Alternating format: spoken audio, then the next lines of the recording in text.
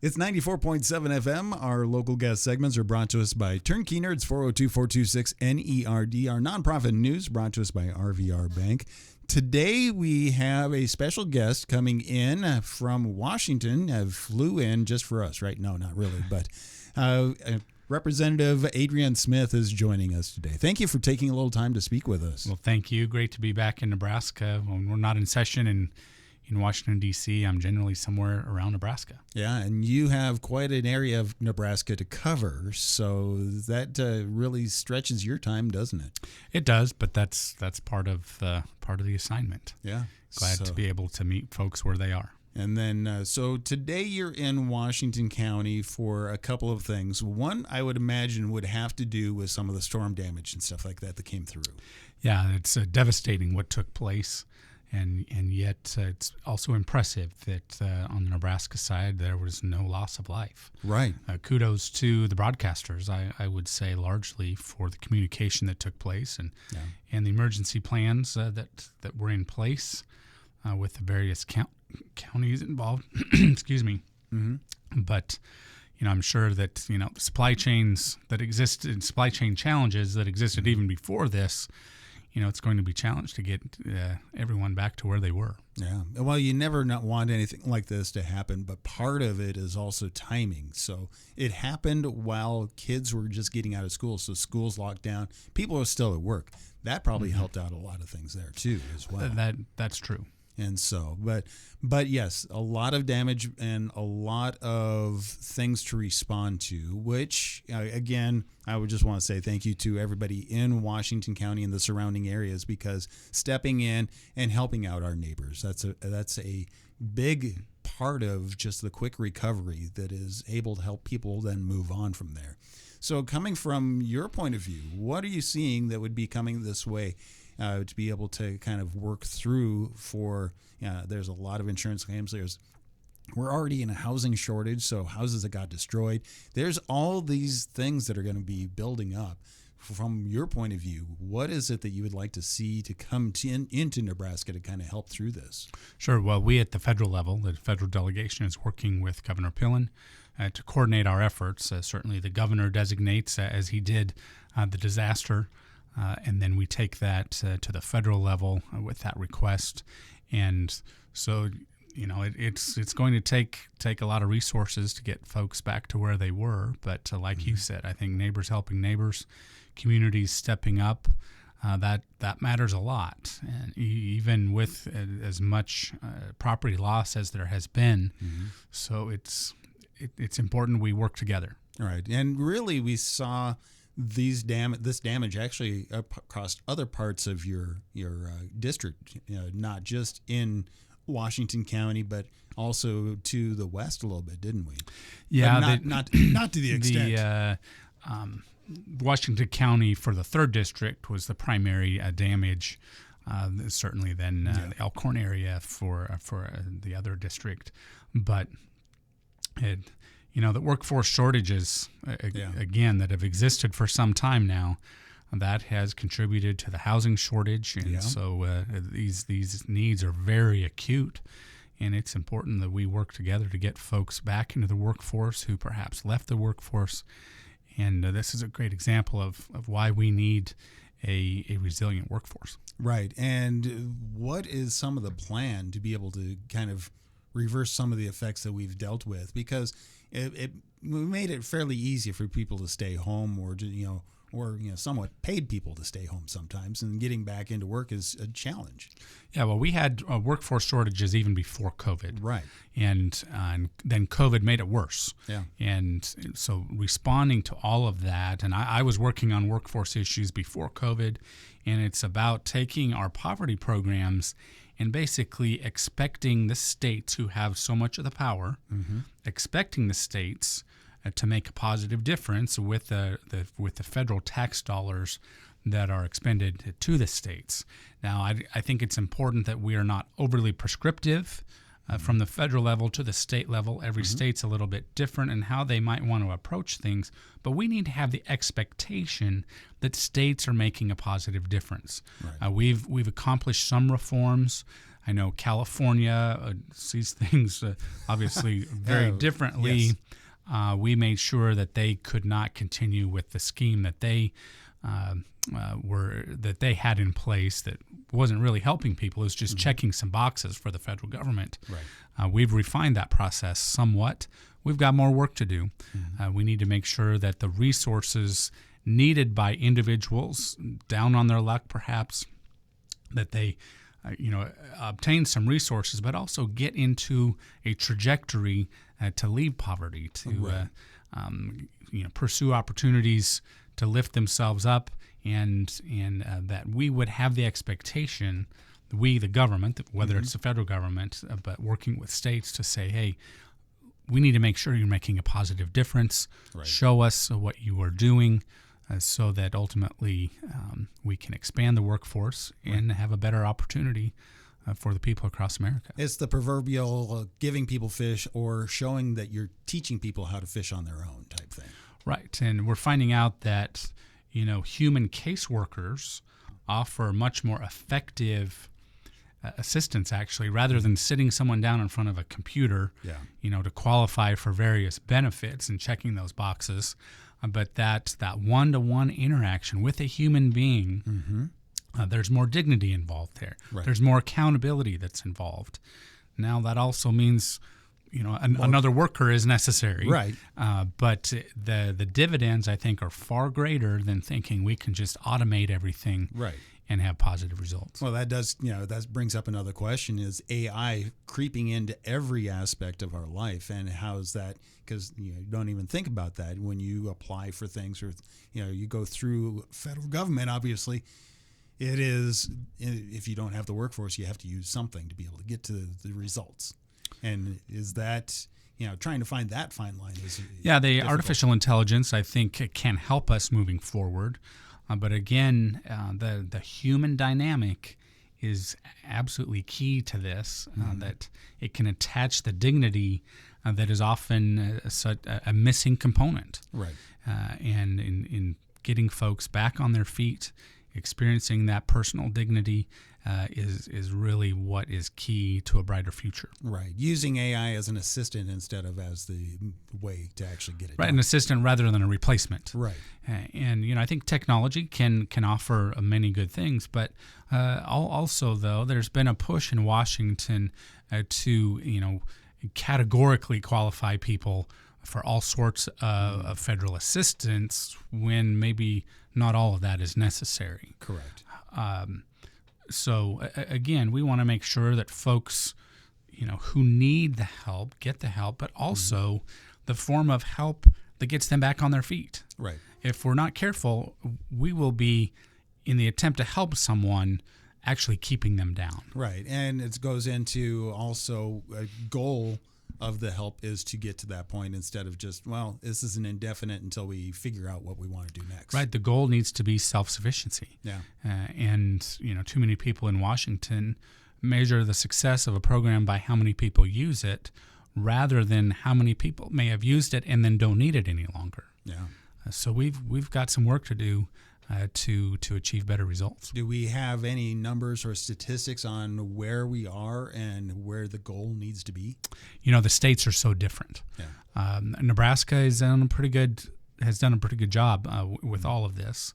There are various states doing different things that, again, check the boxes for what the federal government established back in 1996, largely successful welfare reform, and yet times have changed. Yeah.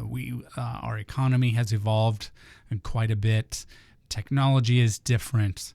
And then various policies have evolved as well. I mean, you have the Biden administration who drastically hurt our economy and that triggered inflation in a way that we need to avoid moving forward. So far we have. When we started seeing inflation go up, obviously it was important when we took over the House, and even before that, to push back on the Biden agenda that was triggering inflation. Now we've been successful with that. However, we still have inflation. It's still there. It's still prevalent. Inflation still exists, and quite honestly, President Biden would do it all over again. He would do it some more if he had the votes in the House and the Senate to do that. Fortunately, he doesn't right now. And so we'll get into that topic here in a little bit. Now, you're part of the Ways and Means Committee.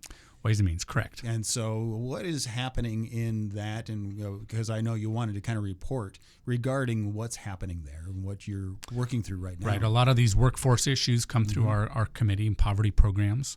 International trade. Yeah, that's kind of the next thing that really triggers into it. Right. International trade is absolutely vital. Our ag producers and domestic manufacturers rely heavily on international trade and exports and supply chains. And so I chair the subcommittee on international trade. I've been really focusing on the fact that Mexico is shutting out our biotech corn in direct violation, a flagrant violation of the USMCA trade agreement that was passed not very long ago on a bipartisan basis. I think it's very unfortunate that President Biden has made a choice not to engage on this issue. And, the United States Trade Representative, she waited a couple of years to even file a complaint. That's lost opportunity right there. She keeps telling us that she's working on it. Very little evidence to really point to that. Right. Secretary Vilsack said some time ago that they're going to get this resolved. That has not happened in the ensuing 2 years. But trade is just not a priority for this administration. Exports are not a priority for this administration, which is sad. We should be leading the world with engaging other countries to open up their markets. They've not opened up their markets as much as we have with ours, and so that's created an imbalance. Yeah. And we need to address that moving forward. President Trump was very vigorous when he was in office in engaging on that front, and I think did a lot to level the playing field.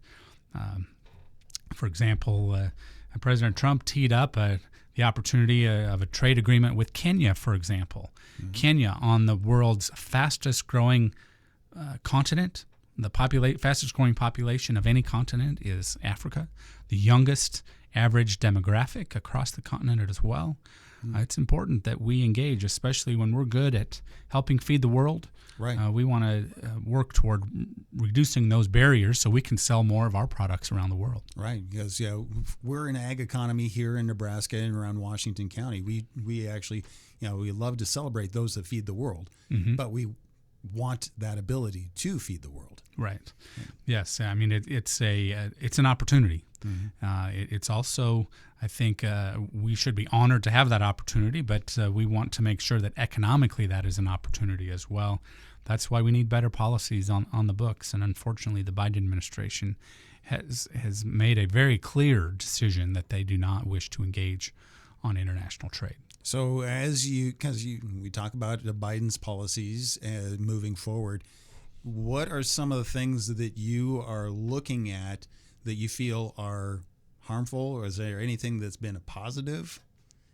Trying to find a balance there. But well, when we passed tax reform in 2017, it's what we needed to do. We worked several years on teeing that up. We got it passed. The Democrats didn't support it then. All sorts of signs now that they are willing to support so much of what we did. That's what happened when we passed the bill out of the House. It sits in the Senate now, awaiting action over there. I hope the Senate will take that up. I would hope that the president would sign it. It's pretty compelling when we have all sorts of evidence that what we did in 2017 was good for the economy and actually good for revenues to the federal government. That we could reduce the tax burden on the American people and trigger good things in the economy that led to higher wages and increased revenue to the government. We need to pursue more policies like that. Now, a lot of those provisions have either expired already or are about to next year. So 2025 is a really big year for tax reform or tax policies. Right. And we need to extend or make permanent those policies that we know have been productive in our economy. And then we are also facing a lot of different things that, for example, here in Nebraska, biofuels and stuff like that is really big. You look at electric vehicles and all these things coming down the pike that are kind of a mandate, but I don't personally see how we're able to actually function these things properly.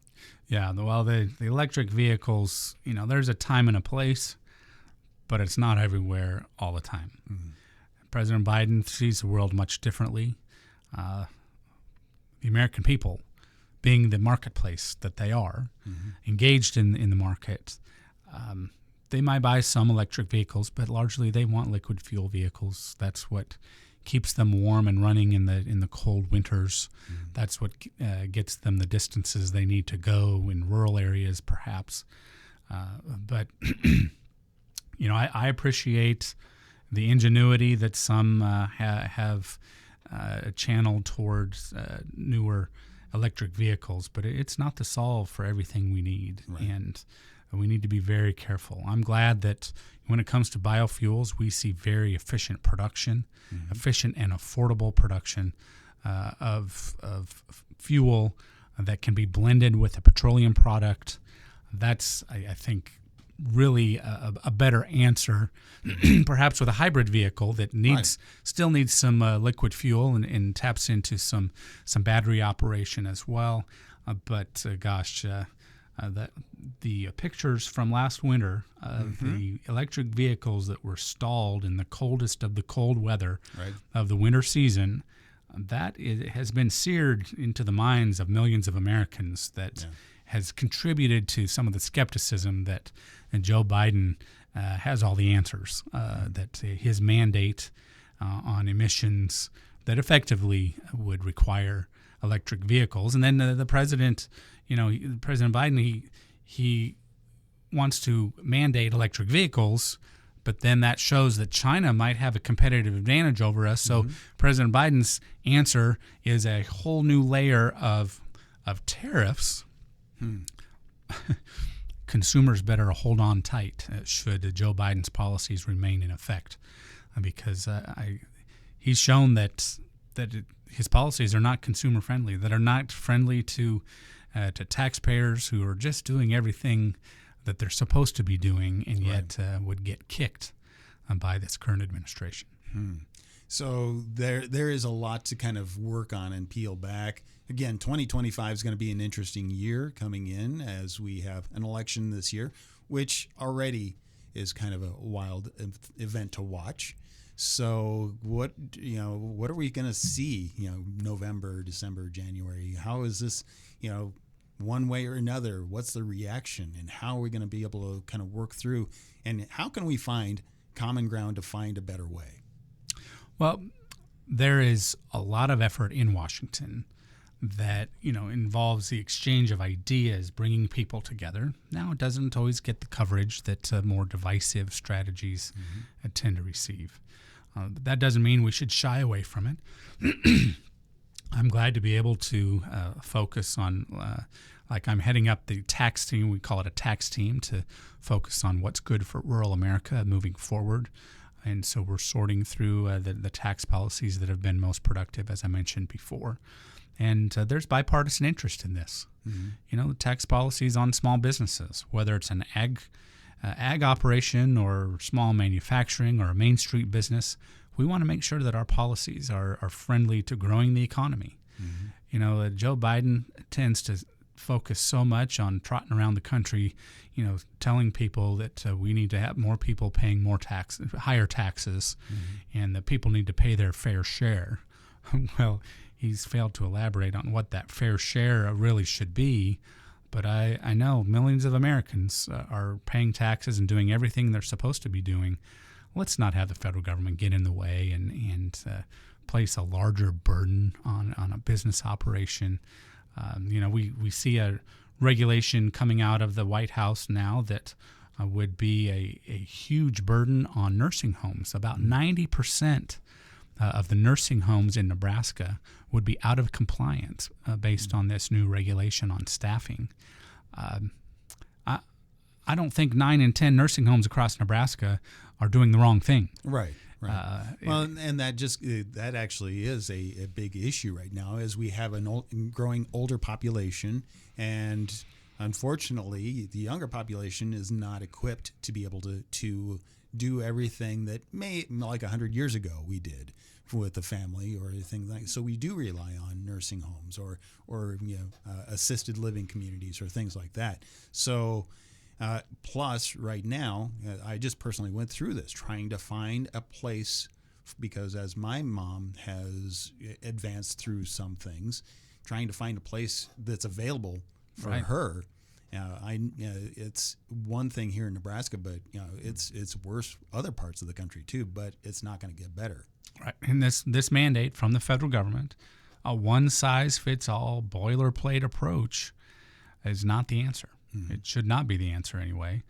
The answer is encouraging communities to establish the standards that are best for their community. Already, states have vast mandates and requirements on staffing. There does not need to be a federal regulation handed down that is so damaging, ultimately, I believe, to the patients themselves, as the facilities will likely close because they won't be able to meet this new federal mandate. That means families have fewer choices. That means patients have fewer accommodations. That's a problem, both in the near term and especially the long term.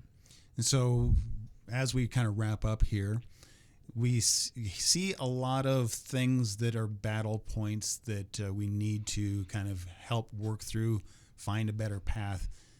Where is the silver lining in this cloud? Well, democracy is alive and well in America. This republic that we live in and participate in, I think, is alive and well.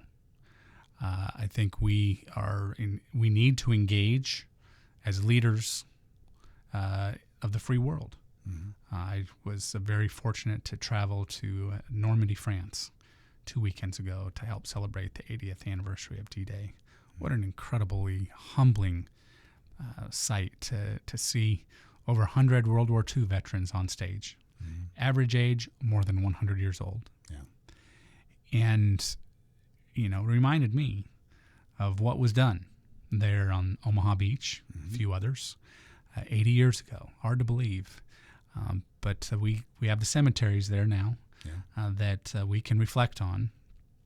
And, that to have other countries celebrate with us, across Europe. Mm-hmm. They came to Normandy, France, there to celebrate largely what America led on, and I'm grateful for that.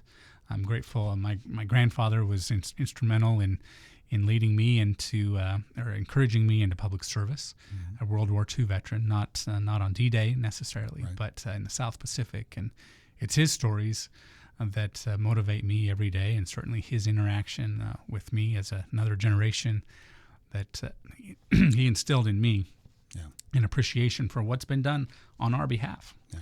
And the fact that our founders, the founders of our country, our country was founded on disagreement, and many of our founders disagreed with each other. In addition to that, some of them didn't like each other either, and yet they came together to deliver to us, ultimately, what we draw on every day, being the Constitution and the Bill of Rights. Mm-hmm. We should celebrate that too, and not shy away from disagreement, but let's have the discussions that we need to have to make our country stronger. Yeah. We shouldn't have disagreements weaken us. I worry about this, that some of the disagreements out in public today weaken our country rather than strengthen our country. And let's have an exchange of ideas. I get to serve in what I call the marketplace of ideas. Mm-hmm.